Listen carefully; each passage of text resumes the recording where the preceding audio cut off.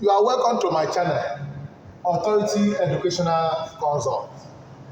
Now, if you watch Solubility products, you will notice that we have done the introduction of it.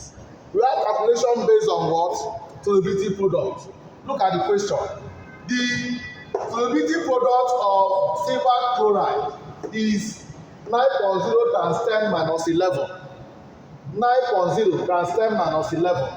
Calculate the solubility of silver chloride in water.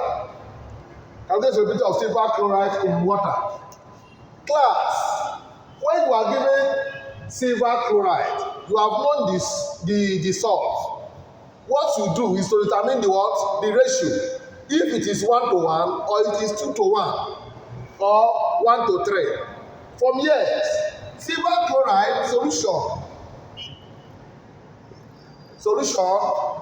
Silver chloride is given as silver plus chloride minus. So, which means it is what is here 1, what is here 1, it is 1:1. Since you have 1:1, you don't have problem again. You don't know 1:1. You now bring out the formula. The formula for 1:1 is KSP is equal to S squared, where S represents what? Solubility in water. So here now, what I will do is bring the value of, we are giving KSP value, solubility product constant, as this, which is 9.0 times 10 minus 11 is equal to S squared. S here represents solubility of silver chloride in water, so find X. This implies that our X is equal to square root of 9.0 times 10 minus 11.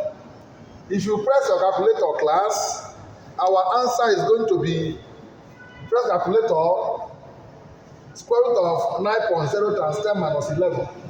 What is the calculator? I have, what I have here is, from my book, is 9.49 times 10 minus 6. Mole per what? Yeah. Mole per what? DMQ. Thank you very much.